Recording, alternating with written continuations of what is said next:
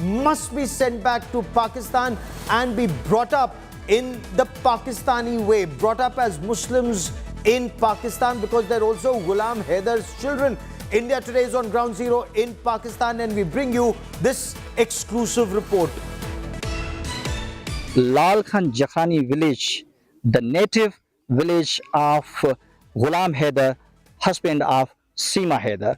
We have tried and requested the family members of Ghulam Haider to speak and explain what had happened, why Seema has eloped, why Seema has illegally left Pakistan to India. But no one is ready and willing to speak to us. But thanks to the father-in-law of Seema Haider, who want to explain and say something, a few words to the world that what has happened to his family. अस्सलाम वालेकुम। वालेकुम सलाम। सीमा हैदर जो है वो आपकी क्या लगती है? उमर नू है। आपकी बहू है? हाँ बहू है, बहू है। अच्छा, सीमा इंडिया में है, वो आपके बेटे ने आपको बताया? हाँ बेटे ने बताया। वो इंडिया क्या में बेटी में आले क्या में मैंने उनसे नहीं सुना। कराची क्यों चली गई? नहीं बस इसका अब्बू भी उधर था, सीमा का अब्बू भी उधर था, चाचा एक फौजी था वो भी उधर था, इसका भाई फौजी है वो भी उधर था कराची में। इस वजह उसका बहन भी सीमा का कराची में था। सीमा यहीं रहती थी कराची में, तो उसके बाद सीमा यहाँ से टिकट लेकर पता नहीं कैसे दुबई चला गया, दुबई से नेपाल फिर भारत जाकर पहुंची। तो आप कैसे जानते थे कि ये वही सीमा है जो गुलाम हैदर से जिसकी शादी हुई थी? जी, गुलाम हैदर कभी कभी यहाँ पर आता था, उसके मोबाइल में तस्वीर हुआ करते थे। और सीमा हैदर जब शादी करके आई उसके बाद कितनी दफा यहाँ पे आई थी? यहाँ पर 2-3 दफा आई। Seema Ghulam Haider, that Pakistani woman who entered India illegally to live with her lover Sachin Meena in Greater Noida, remains on the radar of the intelligence agencies. She was questioned for over 36 hours, over 2 days. There is still police presence outside Sachin Meena's residence in Greater Noida, where she is currently living. She, of course, insists she does not want to go back to Pakistan. In quite a dramatic way, she actually said, Doli Hindustan aayi, Arthi Pakistan jayegi, which means she's come to India as a bride, only her mortal remains should go back to Pakistan. Seema Haider and Sachin Meena, the Pakistani woman and her Indian lover, are back at their residence in Greater Noida. They returned home on Friday after 36 hours of grilling by the UP anti-terrorism squad. ATS की जांच के शुरू होने के बाद से ही सीमा और सचिन गायब हो गए थे। कहां रखा गया था नहीं पता, उन्हें शायद पुलिस ने सेफ हाउस में रखा था। लेकिन अब जैसे ही सीमा और सचिन मीडिया के सामने आए हैं, अपनी तमाम बातें उन्होंने रखनी शुरू कर दी हैं। Seema Haider is on the intelligence agency's radar over her possible connections with the Pakistan Army and intelligence agency Inter-Services Intelligence. Heavy security is deployed outside the couple's residence. ATS की जांच के बाद सीमा और सचिन अपने घर पर वापस आ गए हैं, लेकिन अभी भी पुलिस का सुरक्षा घेरा उनके चारों तरफ है। गली के बाहर और उनके घर के अंदर भी बड़ी संख्या में पुलिस लगातार बनी हुई है। Seema has started getting many visitors at home as the story of a Pakistani woman taking her 4 children to live with her Indian lover spreads. जासूस नहीं है और हमारे देश को कोई खतरा नहीं है, तो बहुत प्यार से रहना चाहिए, कोई दिक्कत नहीं। प्यार तो अंधा होता है, बॉर्डर ही क्या कोई भी सीमा हो सब पार हो जाती है। Seema's family in Pakistan has appealed to her to return, but she is unfazed. Seema crossed over to India from Nepal in May to be with her Indian lover she claims to have met while playing the online battlefield game PUBG. India Today is tracking the couple's trail in Nepal. A bus driver in Pokhara has claimed Seema faked her name while booking bus tickets from Nepal to India. Seema and Sachin have denied the allegations. कुछ लोग जासूस भी कह रहे हैं, इसके बारे में आप क्या कहेंगे? जो भी सच है सामने आ जाएगा, आप चिंता मत करो। अगर मैं गलत हूँ तो मैं सजा भुगतने को भी यही हूँ। Seema's lawyer has sent a plea to President Draupadi Murmu seeking Indian citizenship for the Pakistani woman. Seema is citing her marriage with Sachin Meena to ask for citizenship. Bureau Report, India Today. The District and Sessions Court in Varanasi has directed the Archaeological Survey of India to conduct a scientific survey of the Gyanvapi Mosque premises located right next to the Kashi Vishwanath temple in the city. This order was passed in the court of Judge A.K. Vishwesh, which upheld the petition of a group of Hindus seeking a survey to determine if the Mughal-era mosque was actually built at a site of an earlier temple. India Today's Kumar Abhishek is on ground zero. He's filed this report.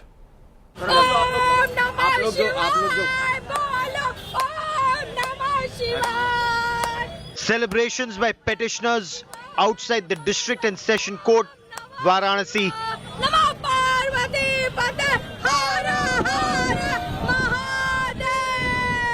The court allowed the Archaeological Survey of India to conduct a scientific survey at the Gyanvapi Mosque complex, excluding the Wuzukhana area sealed by an earlier order. The court has directed the ASI to submit its report by the 4th of August. The Honorable District Court Varanasi has allowed the ASI survey in the premises in question in settlement plot number 9130. Our application, which is application number 327 GA, that application has been allowed and the court has directed the ASI to conduct the survey. This is a speculation that within 3 to 6 months this exercise can be completed. A videographic survey of the Gyanvapi complex had been carried out earlier by an advocates commission and its findings submitted in court. However, the earlier videography survey was not complete as some areas could not be accessed, claimed the petitioners. बिना सर्वे के आप ये clear नहीं हो पाएंगे, उस status को समझ नहीं पाएंगे या डिफाइन नहीं कर पाएंगे कि मंदिर है कि मस्जिद है। केवल आपके नमाज पढ़ने से और उस पे उस मंदिर पर के अवशेषों पर गुंबज खड़ा कर देने से वो मस्जिद नहीं होता है।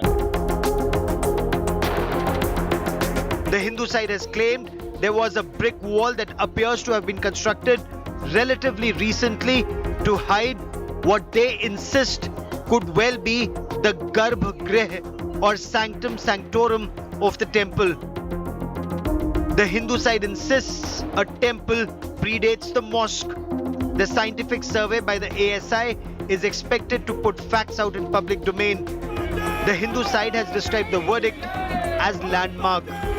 The petition was filed in May this year by 5 women who in an earlier plea had sought permission to pray at the Sringar Gauri Sthal inside the shrine complex.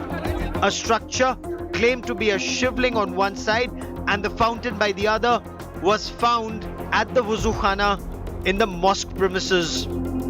हमारा विरोध सिर्फ इतना ही है कि इस पर एक आर्डर पहले से आ चुका है। वो आर्डर हाई कोर्ट में पेंडिंग है, जिसकी पूरी सुनवाई हो चुकी है। उस सुनवाई के पश्चात ही उसका आर्डर आने के बाद ही कोई फर्दर आर्डर यहाँ से पारित किया जाए और जो यहाँ पहले आ चुका है कमीशन की रिपोर्ट पर उस रिपोर्ट का डिस्पोजल कर दिया जाए और इसको एविडेंस ले लिया जाए। एविडेंस लेने के बाद अगर एविडेंस में कहीं कोई चीज़ें ऐसी आती हैं उसके बाद इस प्रक्रिया को देखा जाएगा। The Muslim side has been objecting to the ASI survey of the mosque, saying it could damage the complex. The Varanasi court heard both sides on the 14th of July and had reserved its order. ये तो बहुत ही बड़ा मील की पत्थर साबित होगा आज का फैसला, क्योंकि इस फैसले के बाद ही सर्वे होगा और जो सर्वे होगा उससे आश्चर्यजनक रूप से सबके सामने आएगा। ये साबित कर देगा कि हम लोग का शिवलिंग है और वो पूरा जो परिसर है ज्ञानवापी वो पूरा मंदिर है। The ASI is to conduct its scientific survey and submit its report by the 4th of August. With Kumar Abhishek in Varanasi, Bureau Report, India Today. So in this Kashi Vishwanath Gyanvapi case, the Hindu side is claiming major victory. They insist this verdict today will be a milestone. But what does this actually mean in real terms on ground? Advocate Vishnu Jain is the petitioner of the Hindu side. He joins me on India First. Vishnu Jain, welcome on India Today. I want to understand from you, sir, what does this survey actually mean? How does this get translated into action on ground? And why was a survey by the Archaeological Survey of India actually required?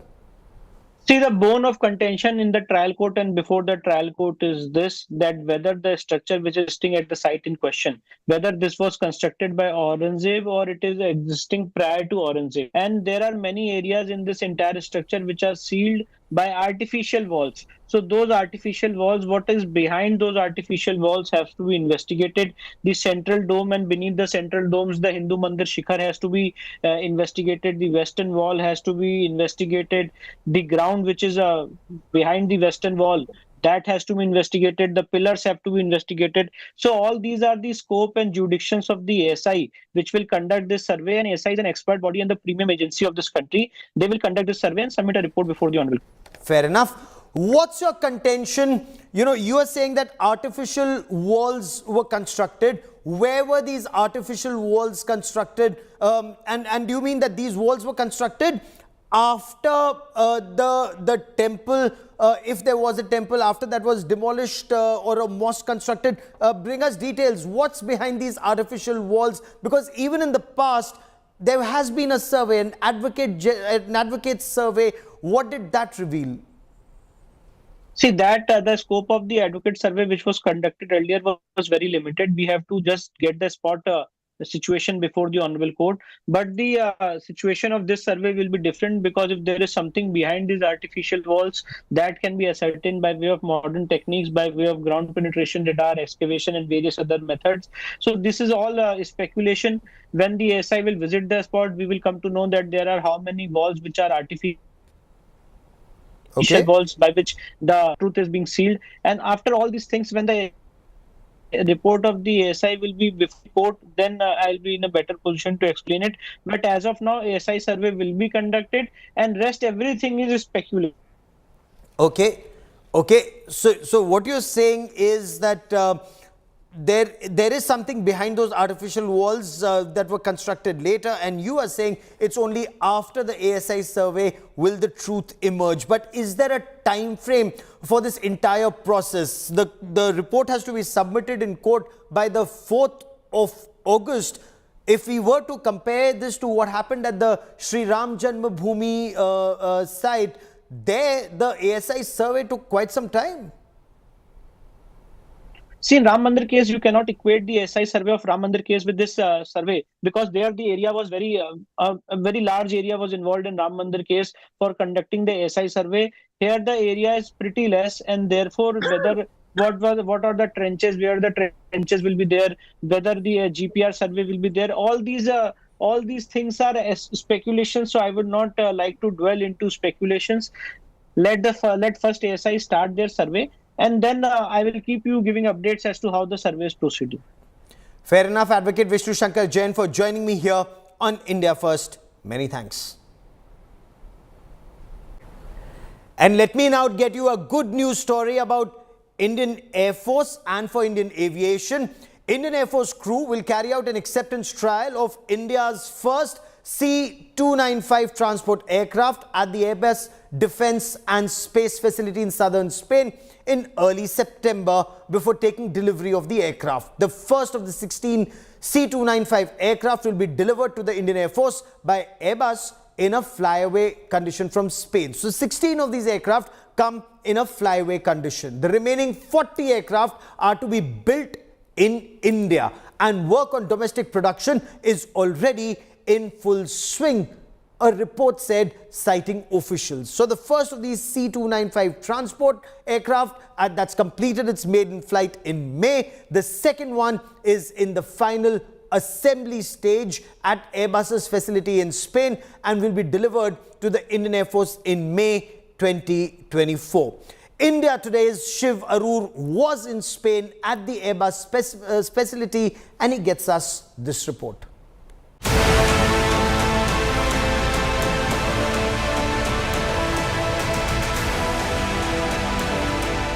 We're here in Sevilla in Spain at an Airbus assembly facility to see something that Indian journalists are seeing for the first time. That is the first C-295 aircraft for the Indian Air Force.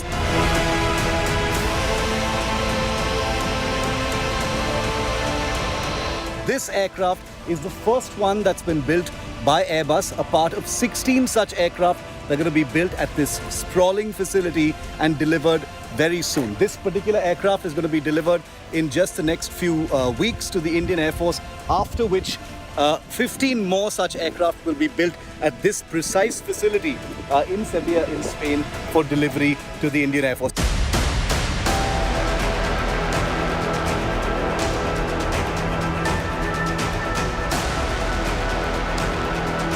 So I'm walking around the aircraft. It's a first look at C-295 number 1 for the Indian Air Force. It's going to be fulfilling a long-standing need that's been felt by the Indian Air Force for over a decade. It was a requirement to replace the old vintage British HS-748 Avro aircraft. I'm walking around the first C-295 now under the tail area of this aircraft. The important thing about the C-295, remember, isn't the fact that the first 16 are going to be built here in Spain. And here on India Today, we've gotten first access to the aircraft also because something very important is taking place back in India. 16 of these aircraft are going to be built here in Spain, but the other 40, as many of you will know if you've been watching India Today and my show, is that the other 40 are going to be built in Vadodara at a Tata facility.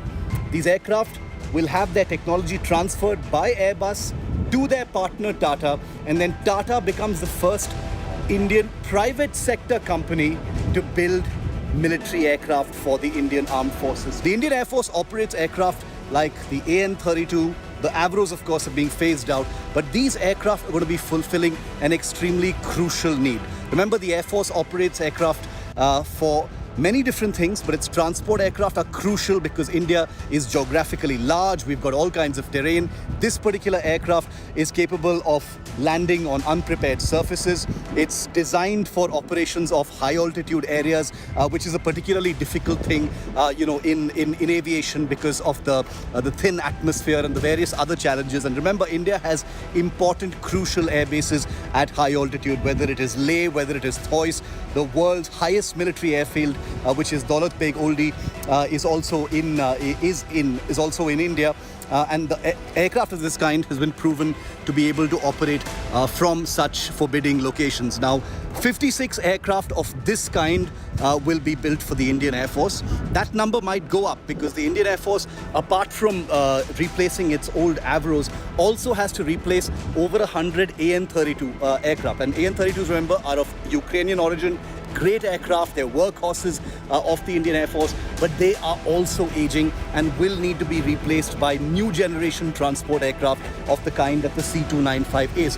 Whether or not that happens remains to be seen, but with an Indian factory churning out these aircraft between now and 2031, it stands to reason that this very same aircraft should actually replace the AN-32. Apart from the Indian Air Force's own requirement, this is a very versatile aircraft in the sense it's not just a transport aircraft. Look at it as a bit of a Swiss Army knife. It depends on what you put into it. You can sling on a maritime radar, it becomes a maritime patrol aircraft. Very much like what the Indian Navy and the Indian Coast Guard are looking at. About 15 aircraft in total is what they're looking at. It can be used for land surveillance if you put on the right kind of sensor. The Border Security Force is looking for that kind of capability. If you add passenger seats, you can convert it into a short-haul regional airliner. India needs many hundreds of those kind of thing. If you add anti-submarine sensors and a torpedo capability, it can become an anti-submarine aircraft. If you put a radar on its back, it can become an airborne early warning platform.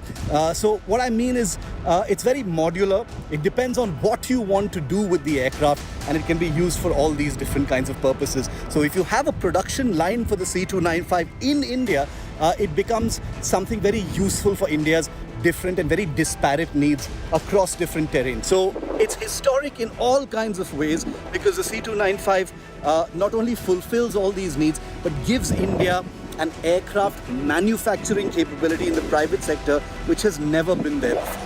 Airbus has had a long relationship with India, but this is for the first time that such an ambitious and landmark project is being executed. 56 of these aircraft being built 100%, almost 100% in India by the end of the entire program. In Sevilla, Spain, this is Shiv Arur for India Today. Well, that is all we have time for on this special edition of India First. Many thanks for watching. News and updates continue on India Today. Stay with us and have a lovely weekend.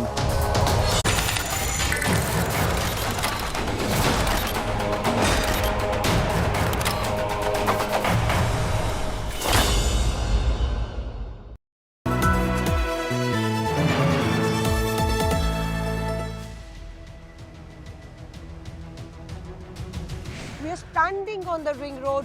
You can see there's only water, water and water everywhere. What could have been done to provide proper facilities to the people who have been affected by the Yamuna flood? How long will it take for normalcy to return to Delhi? The national capital now finding itself virtually submerged in water. Grounded in journalism, on the ground reporting, in the water reporting, only on India Today TV.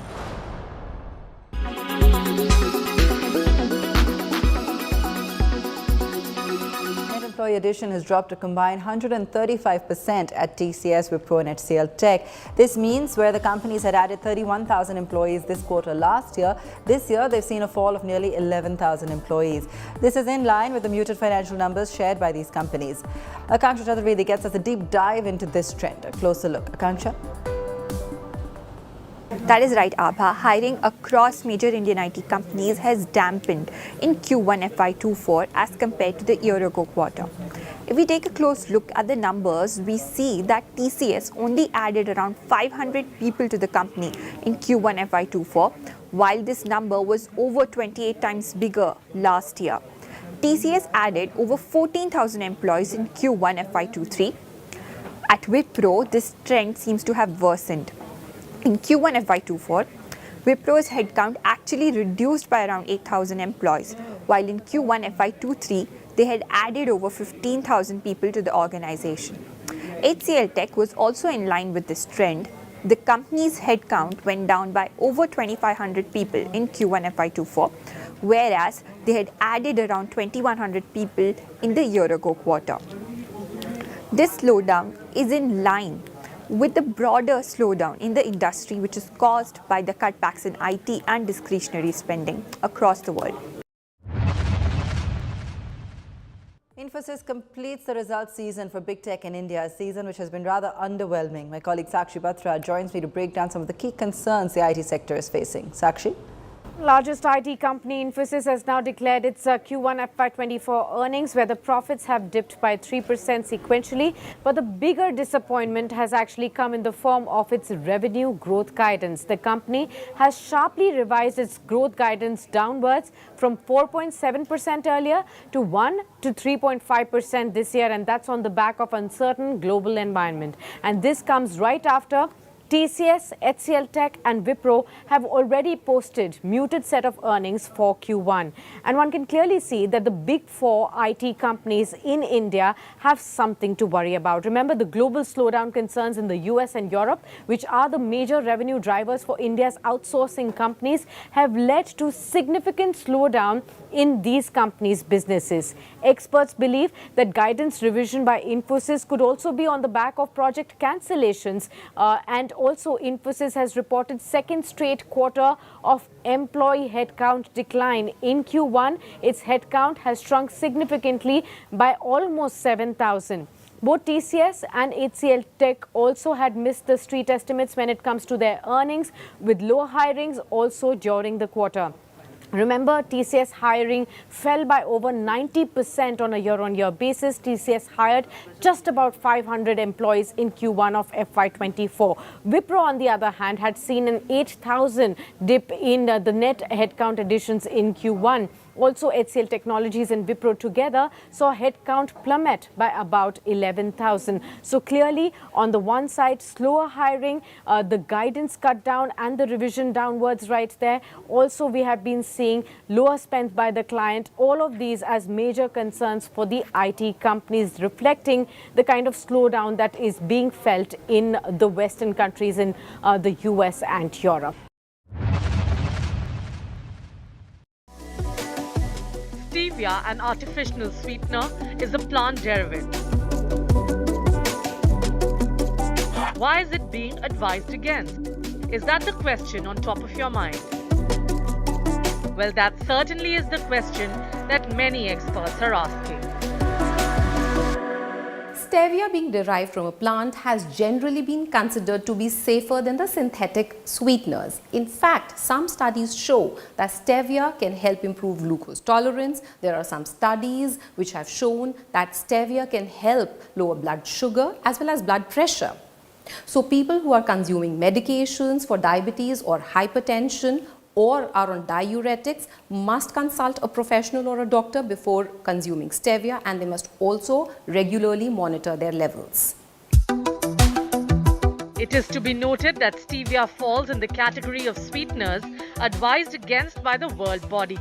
But monk fruit extracts, which hardly is used in India, does not. Some experts say a blanket advisory was the need of the hour. Others do not agree. Guideline has very clearly defined what is a non-sugar sweetener, and stevia is a part of it. So we cannot single out stevia. So there, as I said earlier, there are many non-sugar sweeteners.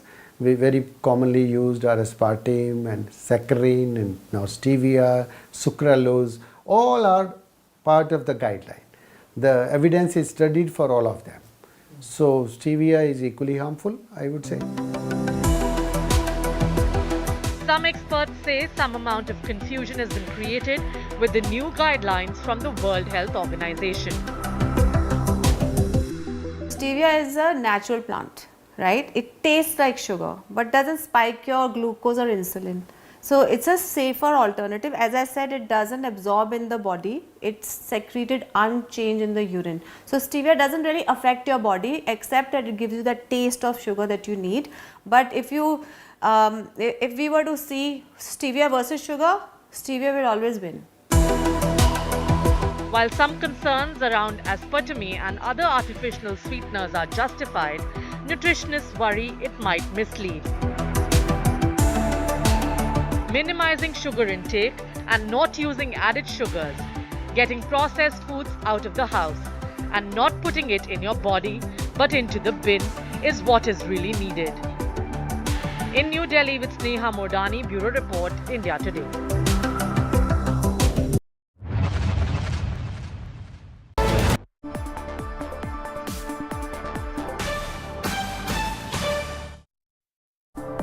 Hello and welcome. You're watching the Business Today show with me, Sakshi Batra. First up, the top news we're tracking for you tonight. Markets snap 6-day winning streak. Reliance Industries and IT stocks led by Infosys drag indices down. Sensex loses 888 points. Nifty fails to cross the 20,000 mark and instead falls 234 points.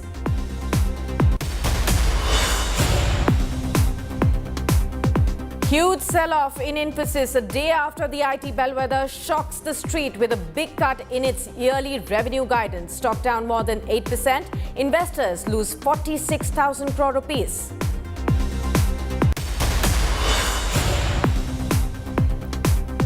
Aviation regulator DGCA allows Go First to resume flights but puts up conditions. Says the airline has to first ensure funding and get the required air operator certificate. Airline reportedly plans to restart operations with 22 aircraft.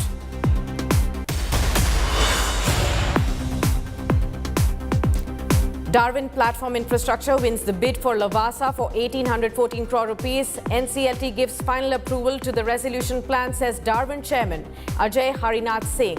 Adds the township will now be known as Darwin's Lavasa.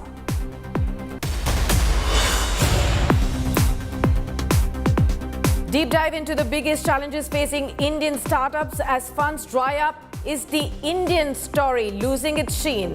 It's an India Today magazine special.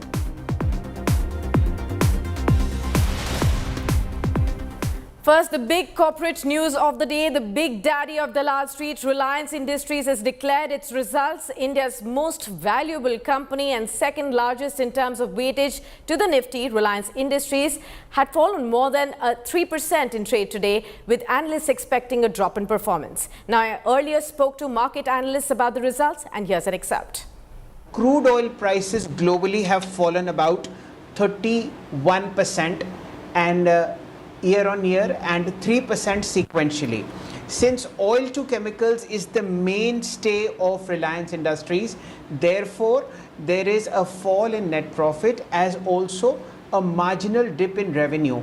So revenue for the first quarter is 2,07,000 crores versus 2,19,000 crores a year ago. Now come to the operational part of the business, which is operating profit, EBITDA. EBITDA has risen, and I'll give you the reasons why it has risen. Both EBITDA actual and EBITDA margin are up because the other two businesses, which is telecom and retail, are kicking in very sharply. Your thoughts on the earnings? Have they met your expectations or are they above your expectations? I would say there are positives and negatives.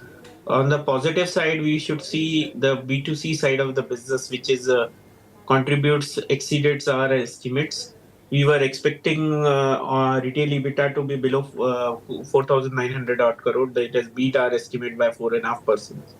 While digital side of the business also our estimates, if you see the Jio numbers were there earlier, and they have beaten our estimates by at least 350 or 400 crores. The ARPUs was 176 odd. The numbers is not yet out, but I think those numbers are there right now. So that is consumer side of business, which is done exceptionally well. Given the current scenario we are in right now, those numbers have done very well for the company right now. On the sales side also, retails they have exceeded our expectations. I believe the complete hike, like some of the hikes they have taken in some of the industry, and they are going to be, the impact is going to be seen in going forward. ARPUs are going to see a stable rise. On the OTC side, definitely there are some disappointments. On the PVC side, PVC deltas were slightly negative, petchem side also. So that is actually some disappointments are there right now. GRMs are, they don't announce the GRM numbers, but I think numbers looks interesting. And on overall basis, the EBITDA is slightly below our estimates, but I would like to give a thumbs up on the news that the B2C business has done very well. Domestic equity markets crashed sharply today on the back of profit booking, particularly after muted Q1 earnings by Infosys and HUL. Traders took some money off the table ahead of the June quarter results of Reliance Industries. Sharp sell-off in the index heavyweights weighed on the market sentiments after a stellar secular rally of the past 6 days.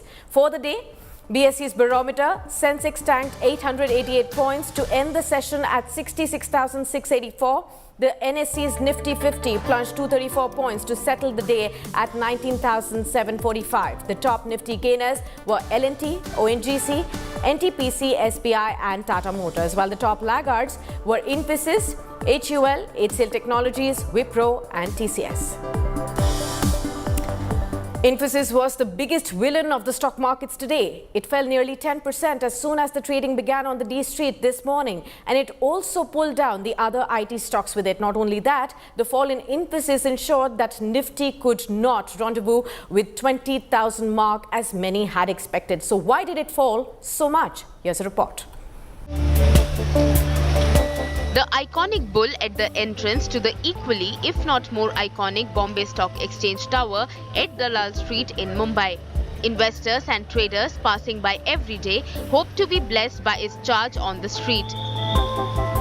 Friday morning, the bull had clearly abandoned the Infosys counter. The stock had a gap down opening this morning, falling nearly 10% as soon as trading began. It managed to recover a little and touched an intraday high of 1,350 before closing the day 8% down at 1,332. The signs of the fall were clear since last night when the IT bellwether's ADR at New York Stock Exchange fell 8.4% after the company's disappointing FY24 revenue guidance. Infosys had cut its revenue growth guidance for the present fiscal to 1 to 3.50% from 4 to 7% earlier. The company attributed it to a distinct stopping and slowing down in some verticals. Infosys had also posted lower net profits sequentially. Brokerages have been quick to revise their targets for the Infosys stock. Nomura cut Infosys target price by 50 rupees to 1,210 rupees. IDBI Capital cut the price by 178 rupees to 1,440 rupees. Nirmal Bank cut Infosys FY24 EBIT margin by 30 basis points to 20.7%. Motilal Oswal also slashed the EBIT margin by 60 basis points to 20.5%. IIFL Securities predicted the stock may fall below 1,300 in near term. Kotak Institutional Equities said the revision warrants a closer scrutiny. The sentiment clearly rubbed off on other IT stocks as well. The NSE IT index was the biggest loser today, crashing more than 3% with companies like Persistent, Wipro and HCL Tech among the other big wealth destroyers. Bureau Report, Business Today Television. The fall in Infosys shares was particularly devastating for the British First Lady.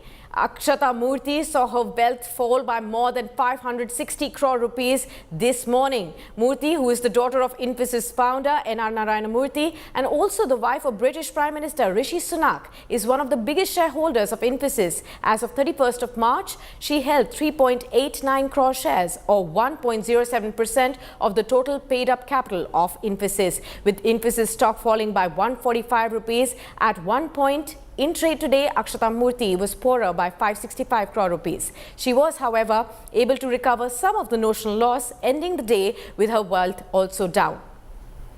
Time for a short break. On the other side, startups in India face their most challenging times yet.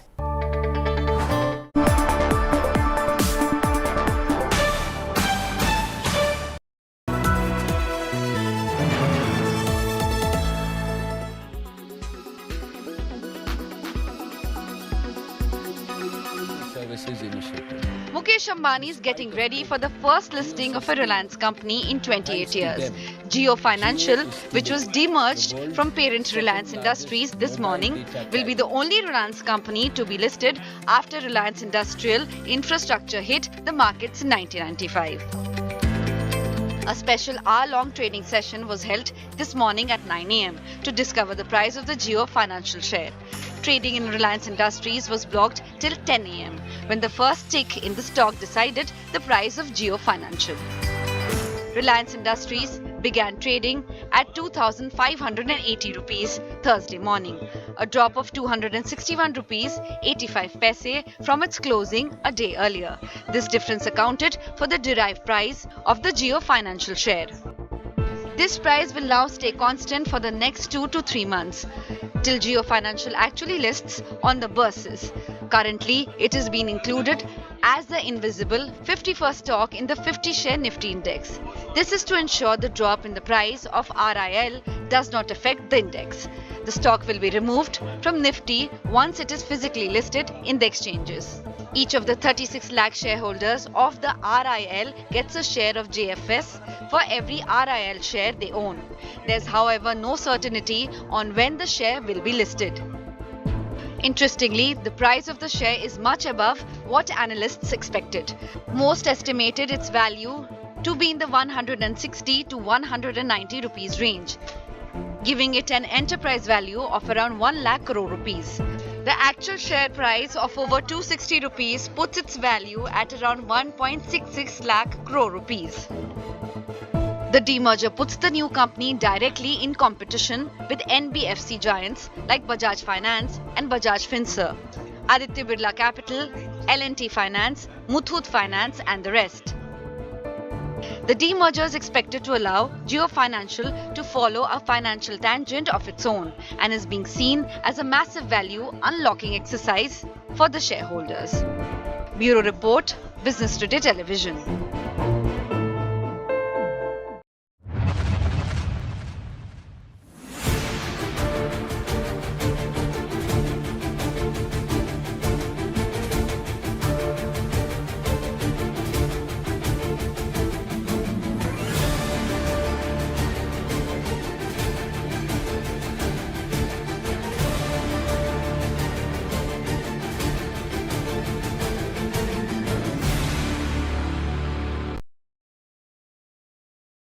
Quality today. In Delhi, 85. In Mumbai, 53. In Kolkata, 31. In Bangalore, 63. In Chennai, 101. In Hyderabad, 71.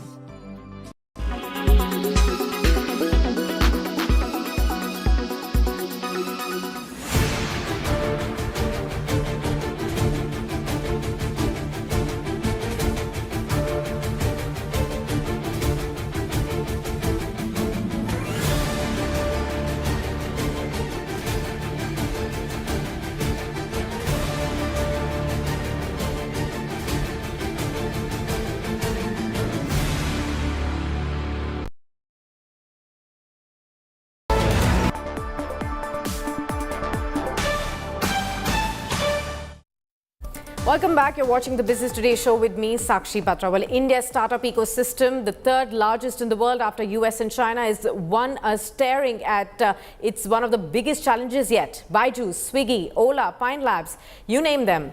We have seen all of them who had become the shining stars of the startup ecosystem have now seen their valuations plunge in the past about a year. A double whammy of sorts, slowing revenues and no clear path to profitability on the other side as well. And a fund squeeze, on the other hand, has also put the Indian startups under enormous pressure. Mr. M.G. Arun now joins in, the executive editor of India Today magazine and the author of this article on what lies ahead for the Indian startup ecosystem. Welcome, Mr. Arun, and thank you so much for taking the time out. Well, first up, help our viewers understand the key reasons for the shakedown in the startup sector in India.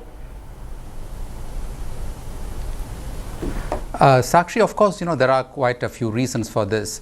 We all know that when the pandemic hit us in March 2020, the tech apps were the go-to for a lot of people. I mean, everybody was staying indoors, everything was shut.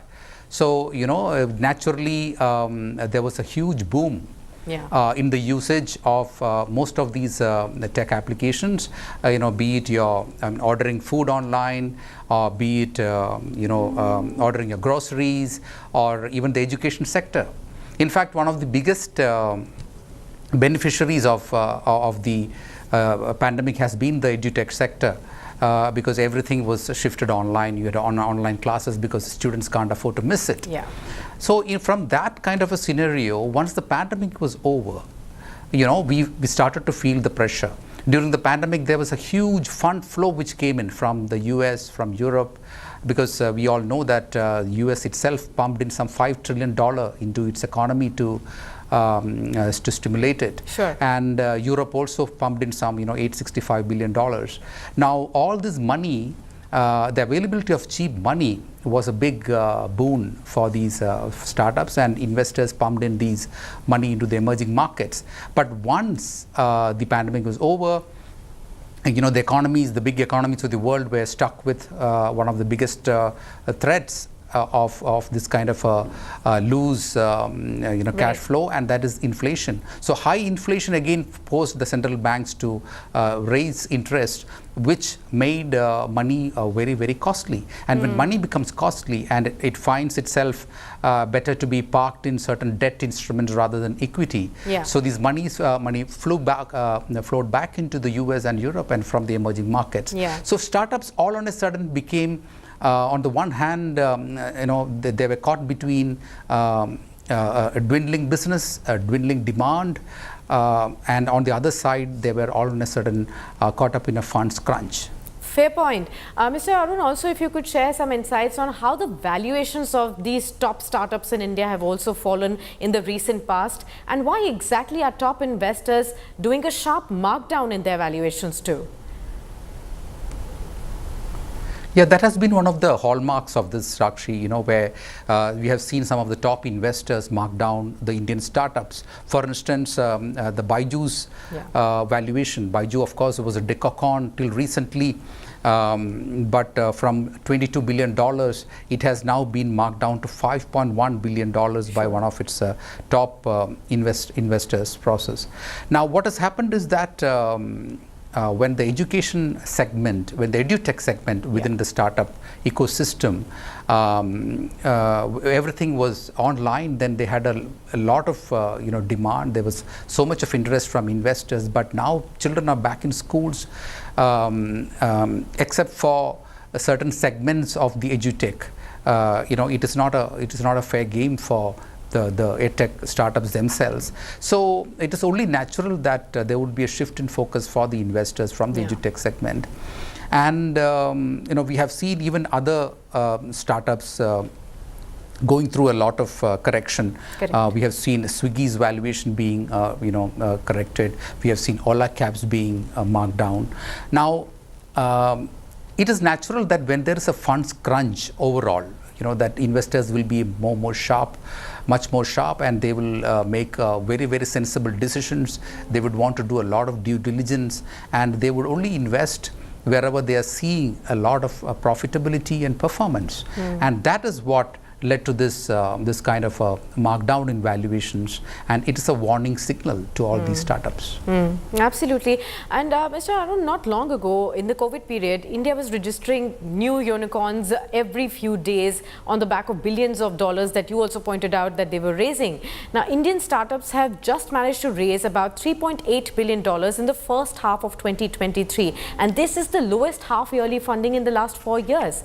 Why are they suddenly staring at a funding crunch, and is this funding winter here to stay?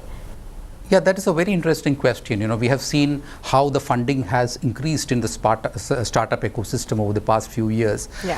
In 2019, the total amount that Indian startups got was around 13.2 billion. It fell a little bit during the first year of COVID in 2020 to 10.9, but thereafter it soared to 35.2 billion in 2022. Now, from there, it has taken a dip to $22 billion in 2022. And now this year it's going to be quite bad. I mean, that is what we are hearing from the industry as such. The PwC India report, which they have released recently, shows that in the first half of this year, just $3.8 billion has come in. Now, if that is the rate at which the funding happens, then we'll be seeing maybe around $12 billion or even less. That is what some of these investors say into the country. So that means there is already a funding winter, and the reason for it is precisely what I was trying to say, that investors are going to be very, very careful. There is an overall funds crunch.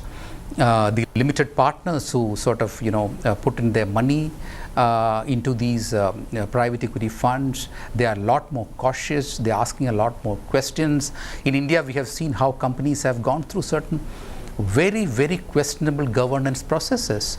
We have seen how companies have squandered the money. We have seen some of the startup promoters behaving very, very irresponsibly. And I'm not really taking names here, but it is out there in the public domain.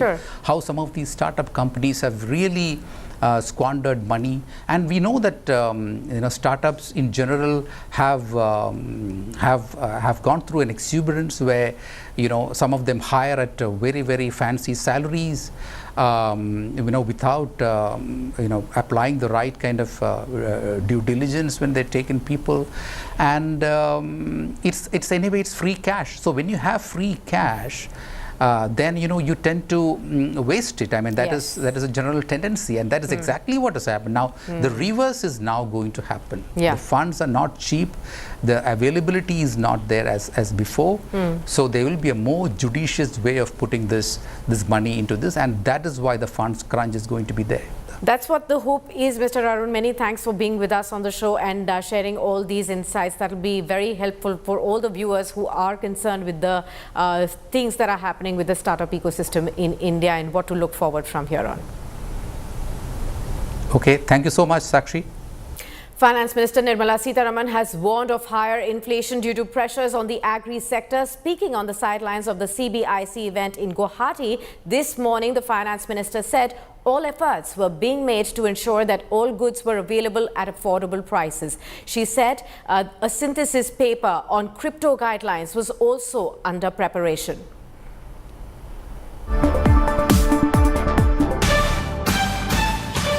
On being the fastest growing economy and also making sure that all sectors of the economy are equally given enough attention and stimulus, I think the results are showing. There could be inflationary pressures because of the agricultural outputs or because specifically on perishable goods. So now there are efforts being taken by the government to make sure that they are available in affordable rates, even the perishable goods. But I'm sure India will continue to maintain its momentum on growth.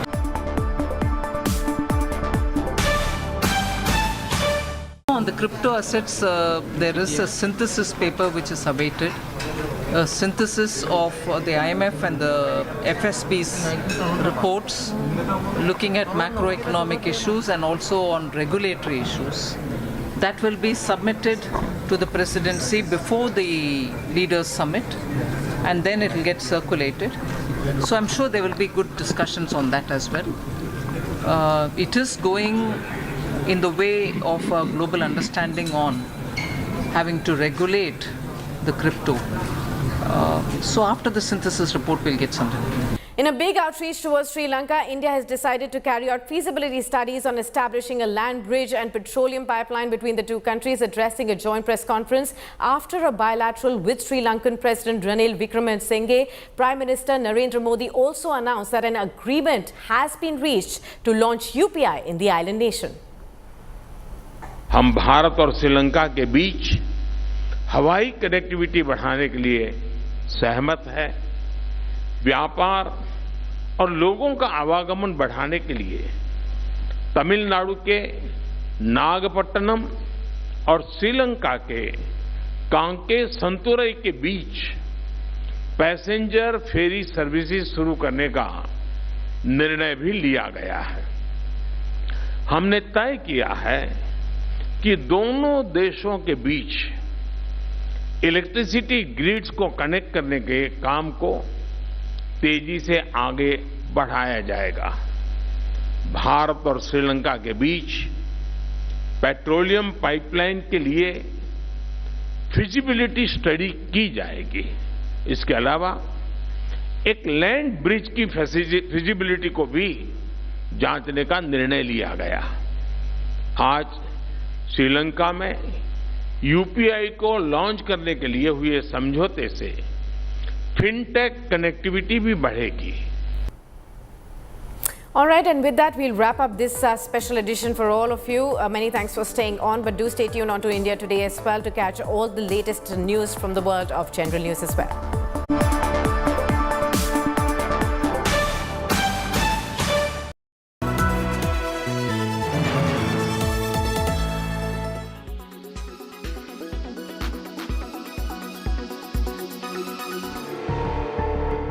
The prolonged absence of Chinese Foreign Minister Qin Gang from the political meetings has been sparkling speculations. China made an attempt to put these speculations to rest, but the controversy is not dying down.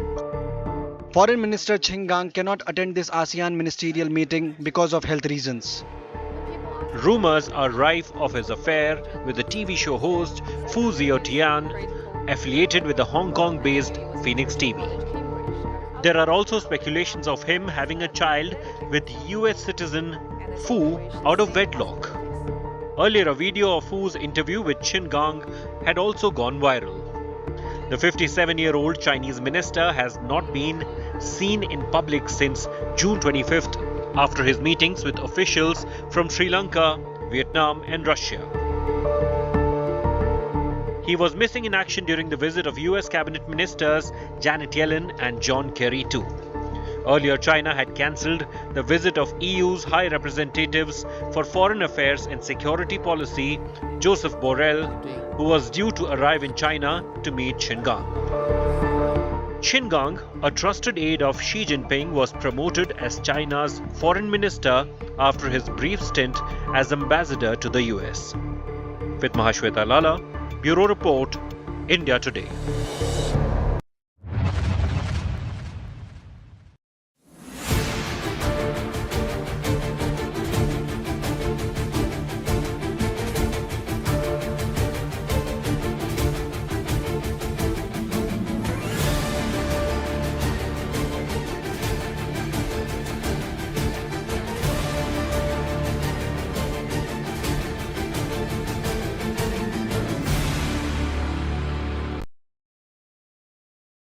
Weather forecast now. Delhi, maximum 40 and minimum 30 degrees. Mumbai, maximum 28 and minimum 24 degrees. Kolkata, maximum 33 and minimum 27 degrees. Bangalore, maximum 24 and minimum 21 degrees. Chennai, maximum 36 and minimum 29 degrees. Hyderabad, maximum 26 and minimum 22 degrees.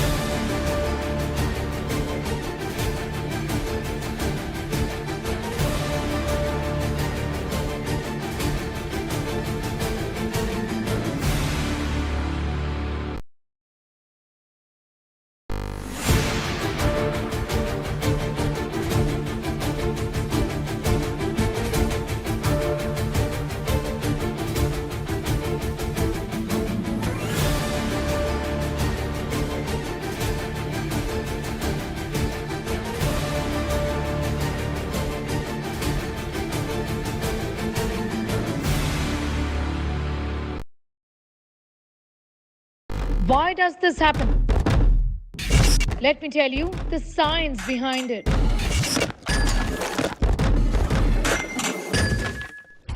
For more informative videos like this, keep watching India Today News Mo.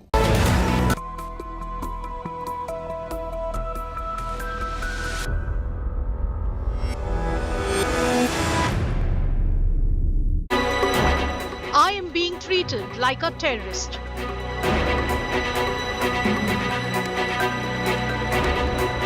After 36 hours of grilling by UP anti-terror squad, Pakistani citizen Seema Haider appeals to President Murmu, begs for pardon and Indian citizenship.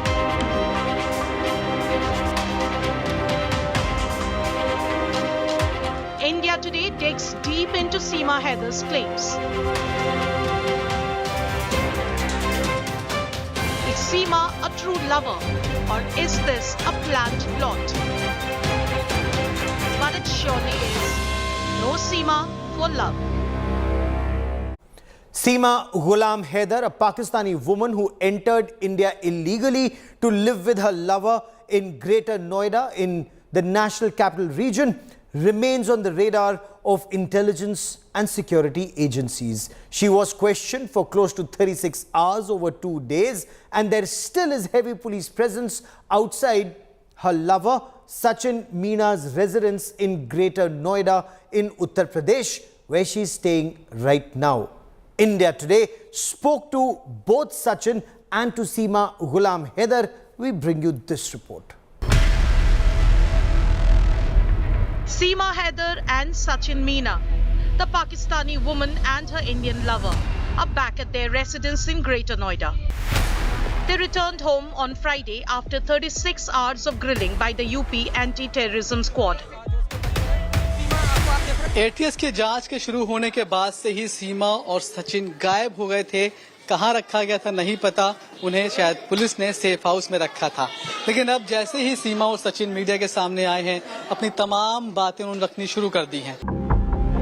Seema Haider is on the intelligence agency's radar over her possible connections with the Pakistan Army and intelligence agency Inter-Services Intelligence. Heavy security is deployed outside the couple's residence. ATS की जांच के बाद सीमा और सचिन अपने घर पर वापस आ गए हैं, लेकिन अभी भी पुलिस का सुरक्षा घेरा उनके चारों तरफ है। गली के बाहर और उनके घर के अंदर भी बड़ी संख्या में पुलिस लगातार बनी हुई है। Seema has started getting many visitors at home as a story of a Pakistani woman taking her 4 children to live with her Indian lover spreads.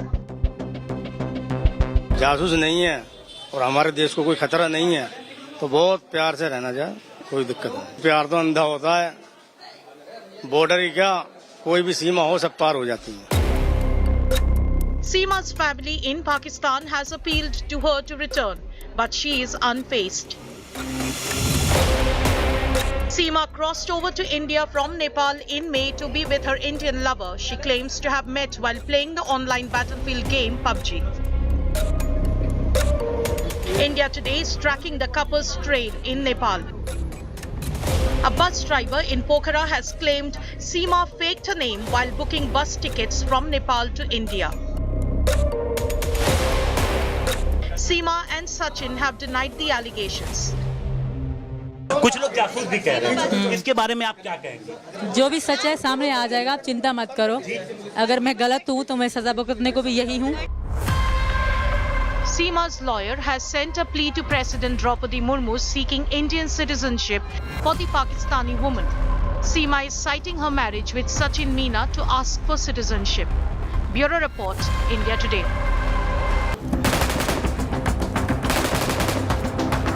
From the virtual battlefields of PUBG, from Karachi in Pakistan to Rabupura in Greater Noida, via Kathmandu in Nepal. 27-year-old Seema Ghulam Haider's daring trek to marry her lover, 5 years younger, with her 4 children in tow. Now a subject of intense investigation. दो राष्ट्रों के बीच जुड़ा हुआ है, इसमें जब तक पर्याप्त साक्ष्य नहीं मिल जाते कुछ भी कहना उचित नहीं। तो अगर हमारा बॉर्डर पोरस है और उसके लिए कोई पासपोर्ट की आवश्यकता नहीं है तो इसलिए इस तरह की चीजें लेकिन एक पाकिस्तानी नागरिक नहीं, ये तो किसी के चेहरे पे तो कुछ लिखा नहीं। Uttar Pradesh's anti-terror squad questioned the Pakistani woman sneaking into India via Nepal for 9 hours on Tuesday. Multiple agencies involved in cross-examining her claims. The Karachi-based Haider allegedly met Sachin Meena of Greater Noida a couple of years ago. Already married in 2014, her husband working in Saudi Arabia, she first met Meena in Nepal in March. Stayed with him in this hotel for a couple of days. Travelled to Nepal again in May. This time with her 4 children. She took a bus and crossed into India to reunite with her lover.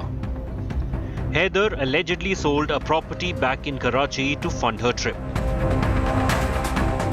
But the investigating agencies aren't taking this story on its face value. Intriguing revelations tumble out of the ongoing probe.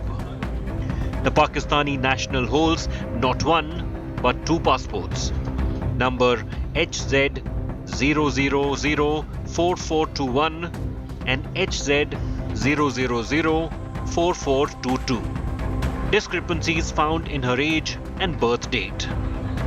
Pakistani authorities seem to have issued Seema Haider her national identity card in September 2022. These documents in general made available months after the birth. In her case, she got her Pakistani national identity less than a year ago. 2 passports in Pakistan. A bus from Pokhara to Uttar Pradesh to reach Greater Noida. Evading the keen eye of the Sashastra Seema Bal along the India-Nepal border, she carried all travel documents, but left one of the phones and a laptop she used in Pakistan behind. And when India Today spoke to her estranged husband, a laborer in Saudi Arabia, Ghulam Haider claimed Seema Haider's brother is a Pakistani border guard. ये जो सीमा हैदर इसके भाई का नाम आसिफ है ना? तो आसिफ कहाँ है अभी? किसमें है? कहाँ काम करते हैं? इधर ड्यूटी है इसका, तो रेंजर्स में है इधर कराची में। क्या पाकिस्तान रेंजर्स में है? फौजी हैं? और इनके जो चाचा है सीमा के?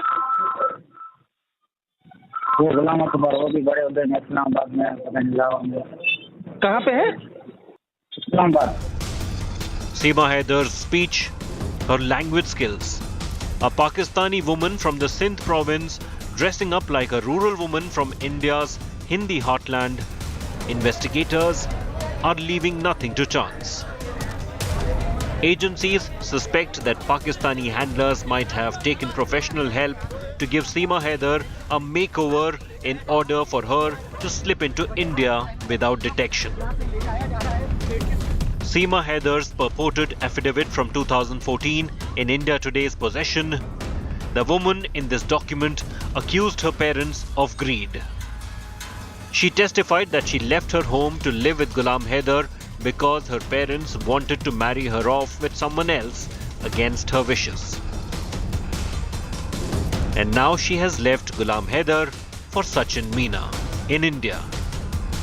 Out on bail, but not off the hook. Seema Haider, an unconventional lover, or a Pakistani spy out to set up base in Uttar Pradesh? Over to the investigating agencies to get to the bottom of her saga. With Arvind Ojha, Bureau Report, India Today.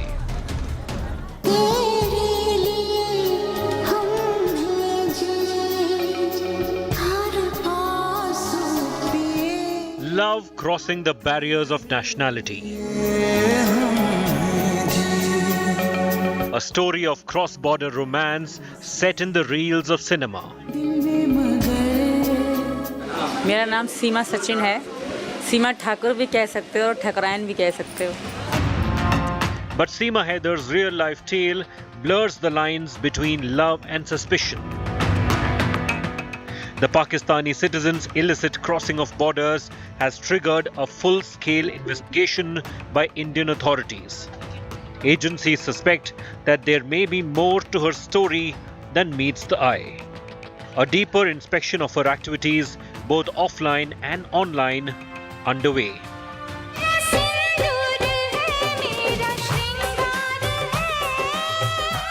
Official sources tell India Today that UP's anti-terror squad has closely investigated Seema Haider's social media accounts. Turns out most of the people associated with them live in the National Capital Region.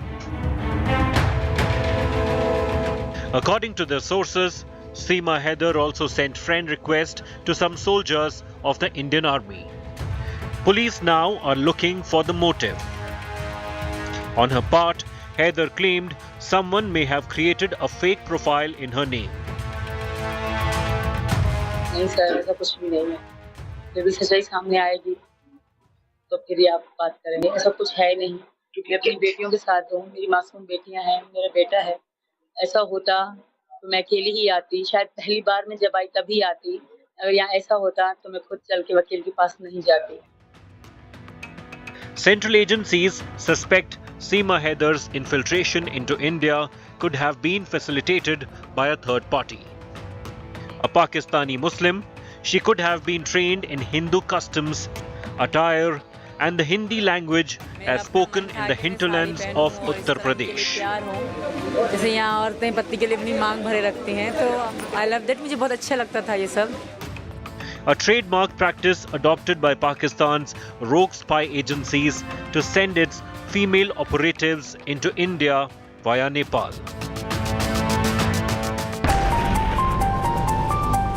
Central agencies haven't yet been able to confirm Seema Haider's claims that she entered India on May 13th. No evidence yet found about the presence of a third country citizen that day along the key border points between India and Nepal. Her brother Asif being a Pakistani ranger, and uncle serving in the Pakistani army have also raised eyebrows. No evidence yet of her claims either that she sold a house to fund her India trip. अभी भी ऐसा ही बोला, भाई हम जा रहे हैं गांव, 3-4 दिन हमारे सामान का ख्याल रखो, फिर हम वापस आ जाएंगे। गई तो फिर वापस नहीं आई, जीपीएस का कोई राब्ता हो गया, फिर ऐसे इधर चली गई तो हमने नेट से सुना तो इंडिया पहुंच गई है। Love and suspicion intertwined. A case still shrouded in mystery. With Jitendra Bahadur Singh and Arvind Ojha, Bureau Report, India Today. Seema Haider entered India illegally. She gave a wrong name at the border crossing point from Nepal into India, lived under the radar for close to a fortnight in Greater Noida, but the moment she was caught, the moment the spotlight was on her, she actually rose to the occasion. She's actually, as many argue, made for the camera. Her dialogues, her dialogue delivery, quite dramatic. In fact, in an exclusive conversation with Aaj Tak's senior executive editor Anjana Om Kashyap, Seema Haider insisted she does not want to return to Pakistan. If she's sent back, she will be killed there. She said, words to the effect, her arthi or her mortal remains will leave this country. We bring you more in this conversation. हमारे साथ इस वक्त सीमा हैदर खुद live आज तक पर जुड़ रही हैं। उनके साथ सचिन भी मौजूद हैं। सीमा जी, आज तक पर आपका स्वागत है। मेरा पहला सवाल आपसे यही है कि सावन के महीने में चूड़ी, मेहंदी सब पहनकर आप बैठी हैं, तो सावन के महीने के बारे में जानती हैं क्या? मैम ज़्यादा तो नहीं जानती, इतना जानती हूँ कांवड़ निकलता है और सब खुशी मनाते हैं, गंगा से मतलब पानी लेने जाते हैं, दे आते हैं। इतना ज़्यादा नहीं जानती, थोड़ा बहुत जानती हूँ। मेहंदी भी लगाई है आपने? जी मैम, जी मैम मेहंदी भी लगाई है। सावन के महीने में लोग लगाते हैं भारत में। बहुत सारी मेहंदी मुझे बहुत पसंद है, मेहंदी और चूड़ी बहुत पसंद है मुझे, बिल्कुल मैम। ये एटीएस ने आपसे कई घंटों की पूछताछ की है, क्या बताएंगे? एटीएस ने आपसे क्या पूछा और कौन सी ऐसी बात थी जिस पर उनको सबसे ज्यादा शक था?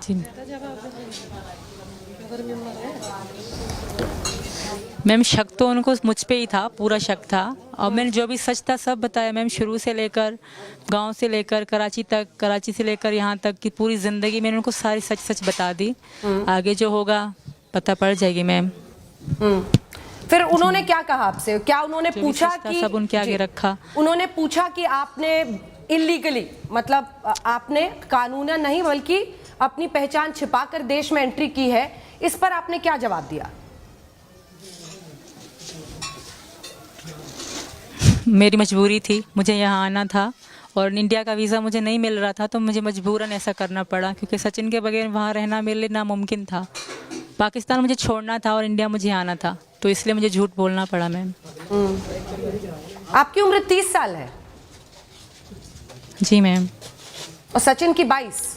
मेरी जो शनाख्ती कार्ड में है ना, हाँ? जी मैम सुने, शनाख्ती कार्ड में मेरे पापा ने मेरी एज कुछ कम करवा के लिखवाई थी। इसका कोई इशू नहीं होता पाकिस्तान में, सबकी। मैं तो 6 साल कम लिखवाई, लोग तो 8-8 साल भी कम लिखवाते हैं, इसका कोई इशू नहीं होता। और रही बात जो बच्चों के कह रहे हैं, तो उनकी भी साल कम लिखवाई गई। ये सारी बातें मैंने शुरू से लेकर सबसे सच बताई कि भाई हकीकत में ये है और जो शनाख्ती कार्ड में ये है। इसका वहाँ पाकिस्तान में कोई मतलब नहीं होता कि आपने कम क्यों लिखवाई या ज़्यादा क्यों लिखवाई।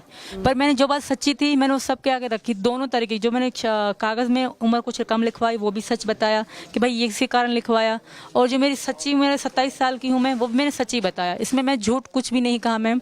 और लोग ये कह रहे हैं कि सीमा ने झूठ कह दिया, खुलासा हो गया, कुछ भी नहीं हुआ। जो बातें ये आप कह रहे हो, खुलासा कर रहे हो, ये सबसे पहले मैंने बता रखी हैं, कानून को मैंने सारी सच्चाई बता रखी है। आप लोग खुलासा आप कर रहे हो, ऐसा कुछ भी नहीं है। और सचिन की उम्र 22 है। जी मैम, 23 है मैम इनकी। 23 है, 23 में चल रहे हैं ये। 23 में चल रहे हैं। जी मैम। अच्छा सीमा, ये बताइए, आज तक ने भी पड़ताल की, कमरा नंबर 204 होटल विनायक, यहीं पे ठहरी थी ना आप नेपाल में? जी मैम। आप लोगों ने वहां पर अपना नाम क्यों बदल कर लिखवाया? आपने अपनी असल पहचान वहां पर क्यों नहीं बताई? मैम ये सरासर झूठ कह रहे हैं वो होटल वाले। हम ना, उन्होंने हमसे नाम लिखवाया ना। वो सुबह सुबह हमसे 500 लेते थे डेली के नेपाली पैसे। वहाँ पे इतनी कोई शक्ति नहीं है, कोई इतना वो नहीं है। अब वो खुद को बचाने के लिए और क्या कहेंगे, यही कहेंगे। पर उनके साथ मैं फैमिली की तरह रही हूँ। हम ऐसे रहे हैं जैसे फैमिली में थे। उनके पापा बहुत अच्छे इंसान हैं, जो होटल के मालिक थे, बहुत अच्छे इंसान हैं। वो बेटियों की तरह मुझे रखते थे। मेरी सच की थोड़ी ऊँच नीच में बात या तेज़ आवाज़ हो जाती थी ना, वो भाग के मेरे पास आते थे कि मेरी बेटी से मत लड़ो। इस बात की भी वीडियो मेरे टिकटॉक में है, और जो इंस्टाग्राम में बिल्कुल फैमिली, इनके बच्चे उठाती थी मैं। इनकी जो मम्मी थी, अपनी सास थी, वो आंटी, उनके साथ में हंस के हमारा बैठना, खाना पीना, इतना अच्छे से हम रहते थे। कभी भी मतलब ऐसा नहीं। हाँ, उनको पता था मैं सीमा हूँ, सचिन ये है, सचिन है, सारा पता था। पता नहीं खुद को बचाने के लिए किस चीज़ के लिए झूठ कह रहे हैं। बाकी वो कभी भी उन्होंने नाम लिखवाने की बात ना करी। सुबह सुबह वो 500 लेते थे डेली का, मतलब 12 बजे से पहले 500 रुपये उनको देना था। ना वो लिखते थे ना कुछ और। वो मैं अपने हाथों से मैं सचिन अपने हाथों से देते थे। पानी की बोतल वहाँ से लेके वो पैसे दे देते थे। और ये पता नहीं अब क्यों कह रहे हैं, इसके बाद तो कोई मतलब नहीं है। मगर मैं वही रही तो सही। वहाँ से सिर्फ पशुपति के नाथ के अलावा हम कहीं भी नहीं गए। कोई इसी, हम बस इसी एरिया में घूमते थे। एक मेरी दोस्त थी सीता, इसी एरिया में उनका होटल है, वो खाना बनाती थी। उसके आलू के पराठे खाने के लिए मैं और ये जाते थे। मेरी बहनों की तरह थी, तो इनको जीजा जी बुलाती थी, सीता नाम की लड़की। तो वहाँ से घर, रूम से वहाँ तक का सफ़र सिर्फ हमारा होता। सिर्फ पशुपति नाथ गए थे हम, इसके अलावा हम और कहीं भी नहीं गए थे। 7 दिन रहे आप वहाँ पर? 7 दिन?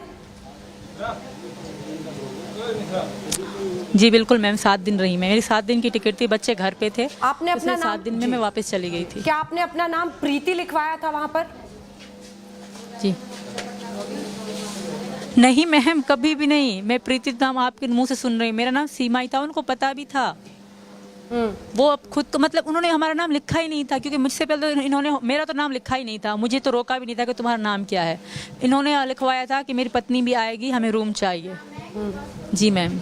अच्छा ये बताइए कि होटल विनायक के जो मैनेजर हैं, उनका कहना है कि आप पब और बार में वहां जाना चाहती थी, लेकिन इन लोगों ने समझाया कि वहां पर इंडियंस को बड़ा लूटा जाता है, वहां पर जाना अच्छा नहीं होगा। कभी भी नहीं, हमने बात ही नहीं करी थी कभी जाने की। और मेरे छोटे बच्चे घर पे थे, तो मैं ऐसा कर, क्योंकि हम पे सिर्फ 7 दिन थे। 7 दिन मुझे वापस जाना था। अगर वहाँ तब मैं इंडिया आती तो एक दिन भी सचिन के साथ ना बिता पाती। तो हमें वहाँ हंसी खुशी हमने दिन गुजारे वहाँ पे, बहुत अच्छे दिन गुजरे हमारे वहाँ पे। ये तो जुबेन से मिलने आई थी, इनके साथ वक्त गुजारने आई थी। ऐसा तब मेरे मन में भी नहीं था कि मैं इंडिया तब आऊँगी। ये तो बाद में हमने, जब हम जुदा हो रहे थे, तब हमने सोचा कि हम एक दूसरे के बगैर एक पल भी नहीं जी पाएंगे। जी मैम। अच्छा अब आते हैं मंदिर में। आपने कहा आप सिर्फ पशुपति मंदिर गई, ज्ञानेश्वरी मंदिर जो वहां पर है, यहाँ मंदिर वालों का दावा है कि केवल हिंदुओं की शादी होती है। तो सीमा हैदर की यहाँ पर शादी कैसे हुई? जी तो मैं हिंदू हूँ मैम। मैं अब से हिंदू नहीं हूँ, मैं पीछे 1 साल से हिंदू हूँ। मैं यहाँ की, आप लोग कह रहे हो सीमा हिंदू का नाटक कर रही है, ड्रामा कर रही है। मैं पाकिस्तान में भी मन से हिंदू थी, पर मैं खुल के नहीं रह सकती थी, क्योंकि वहाँ अगर मैं हिंदू खुल के बताती कि मैं हिंदू धर्म में जा रही हूँ या मेरा मन है वहाँ पे, तो शायद मैं जिंदा भी ना बचती। तो मैं आपसे नहीं, पिछले कई 2 करवा चौथ में मना चुकी हूँ मैम। ऐसा नहीं कि मैं अब हिंदू बनी हूँ या सचिन के लिए। मेरा मन भी हिंदू था फिर शुरू से लेकर। और इस बात को मैंने वहाँ कभी भी खुद को मुसलमान नहीं बताया था। हाँ, नेपाल में मैंने खुद को हिंदू ही बताया, और मैं हिंदू हूँ। ये सिर्फ मैं झूठ या नाटक नहीं कर रही, जो सच है मैं वो बता रही हूँ मैम। ये सचिन को भी पता है। कि मैं इनके साथ, हम जब ये काली निकलती थी मैं मन से देखा करती थी। वहाँ तो इतनी मनाई नहीं जाती, जब नवरात्रि आती थी तो मैं मन से इनके साथ मनाती थी। होली हो, कोई भी यहाँ का हो ना, मैं वहाँ पाकिस्तान में बैठ के, एक ही मेरी हिंदू दोस्त थी सोनम नाम की, उसके साथ, क्योंकि वहाँ हिंदू आराम से नहीं जी सकते, नहीं होली मना सकते, नहीं कुछ। और ये ऐसा, आप मेरी पुरानी वीडियो निकलवा लें, साल पुरानी भी देख लें, 2 साल पुरानी, तो मेरे मांग में सिंदूर होगा सचिन के नाम का। इसमें ये कोई शक नहीं, मेरी मोहब्बत की हद है। मैंने निकले दीन धर्म सब बदल दिया, देश भी छोड़ दिया, घर परिवार सब छोड़ दिया, भूल गई हूँ मैं सब कुछ। मुझे इतना यहाँ से यहाँ प्यार मिला है। मैम, पाकिस्तान में रहते हुए आप सिंदूर लगाती थी? जी बिल्कुल, साल पहले से लगाती थी मैम, क्योंकि मैं इनको अपना पति मानती थी। तो आपके पति ने करवा चौथ मनाती थी। जो आपके पाकिस्तान वाले पति हैं, जो पाकिस्तान वाले पति हैं, उन्होंने उस पर आपत्ति जाहिर नहीं की? बिल्कुल भी नहीं, क्योंकि उनसे मेरे संबंध ही नहीं थे। वो मुझे छोड़ चुके थे, वो अब ढोंग कर रहे हैं, तो वो सब सच होगा मैम। हमारे रिश्ते पिछले, मेरे पापा के मर जाने के बाद हमारा रिश्ता बिल्कुल ख़त्म और ख़राब हो चुका था। और कभी भी मैंने उनसे इतनी प्यार से वीडियो कॉल पे बात नहीं करी कि वो मुझे इतने प्यारे हैं, कभी भी नहीं। हम में सिर्फ लड़ाई और गाली गलौज चलती थी, कभी भी इज्जत नहीं करते थे मैम मेरी। अगर वो मेरी इज्जत करते तो आज यहाँ ना होती मैम। सृष्टि बस सर्विस जिसके जरिए आप आई थी, वहाँ पर आपने अपनी पहचान क्या बनाई थी? पोखरा से जो आप लोग चले थे, बस पे आपने अपनी क्या पहचान बताई थी? बस में जो मेरी पहचान है, सचिन मेरे पति हैं, यही बताया था। और क्या, मैं एक भारतीय हूँ, जो कि मैं हूँ, भले आप लोग कुछ भी कहो, पर मैं खुद को इंडियन मानती हूँ। और बोले मैम, अपना नाम क्या लिखवाया था आपने? कुछ नाम तो लिखवाया होगा, बिना नाम के एंट्री के तो बस पे आपको चढ़ने नहीं दिया सीमा जा ही सकता। मैम, सीमा, सिर्फ सीमा ही लिखवाया था मैम, मैंने अपना नाम सीमा। जी मैम। आपका अपना भाई पाकिस्तान की सेना में काम करता है?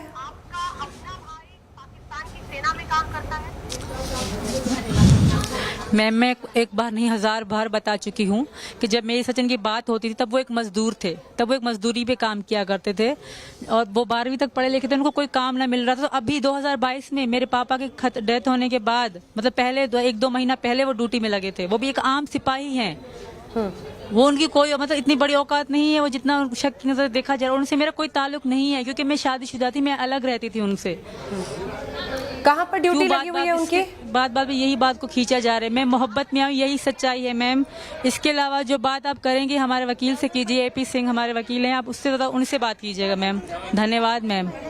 A Pakistani sleeper cell in India, or a woman who actually crossed the borders for love.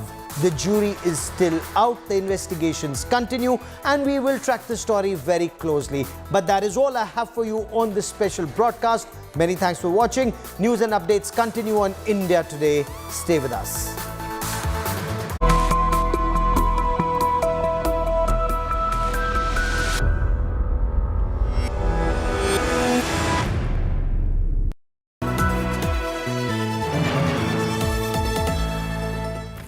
Many more lives? How many more houses? How many more vehicles? How many more villages? Annual nightmare drowns the north. India Today reports from every spot. There are small children who are living in these houses, and this is the national capital we are talking about. Each and every household, that's what we can see. The holy shrine that saved Mandi from a disaster. We report, we demand, we fix accountability. Maximum reporters, maximum coverage. Monsoon mayhem.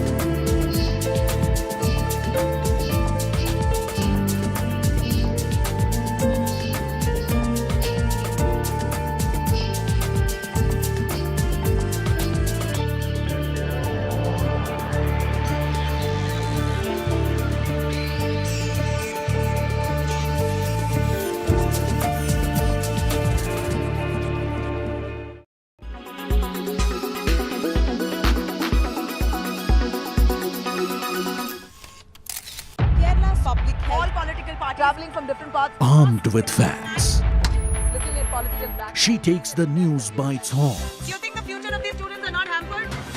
Fierce, bold, and direct, setting the tone for the biggest stories from every corner and every angle. Expect nothing but the unfiltered truth. News first, niceties later. Watch me, Nabila Jamal, on India Today.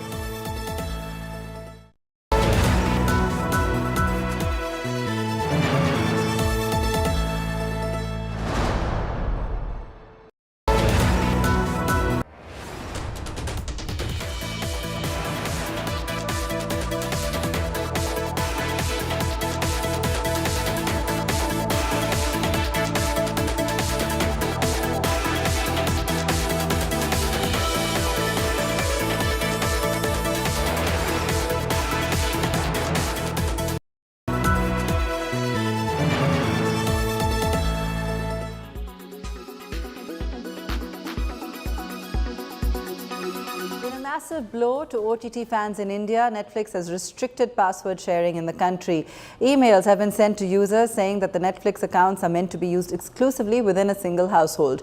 The restrictions were earlier placed in more than 100 countries to stop revenue leakage due to password sharing. We're joined by Danny D'Cruz to answer some of the questions users have about this move.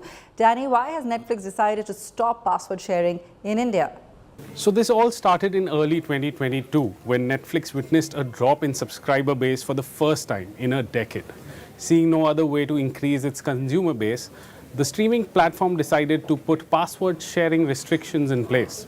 Initially, password sharing restrictions were limited to the United States and a few other regions.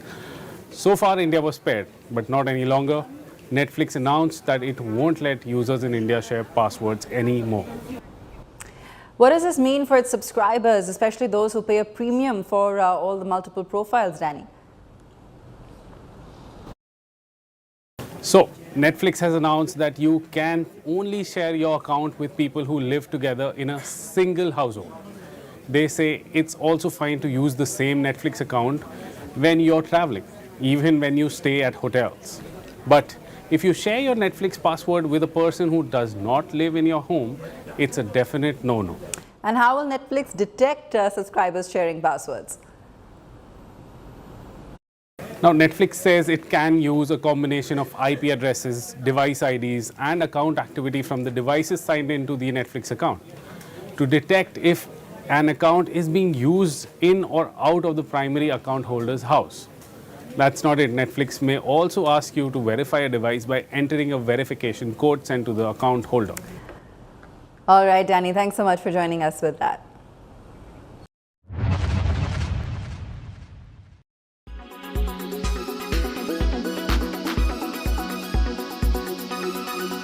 Make your media plan smarter with India Today Live TV on your connected devices. Amplify your brand with 100 million smart internet viewers. To advertise, mail us at sales@aajtak.com.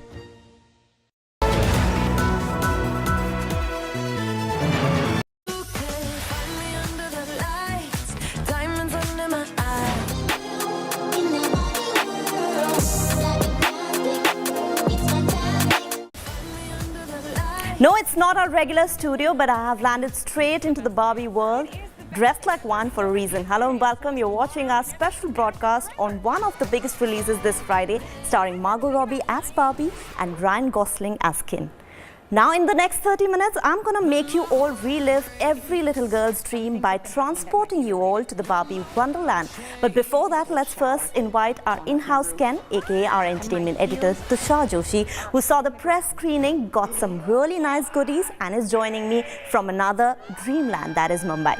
Hey Tushar, let's not